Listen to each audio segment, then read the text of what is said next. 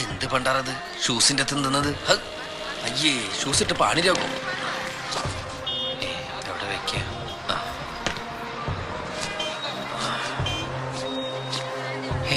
ചോറില് കല്ല് കണ്ടുണ്ട്. സോക്സിൽ ആദ്യമായിട്ടാ.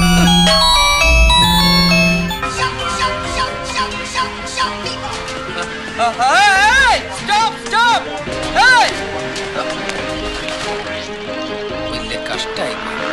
മാറ്റി നോക്കി ഷൂ വാങ്ങിച്ചിട്ട് ഒതി തീർന്നില്ല.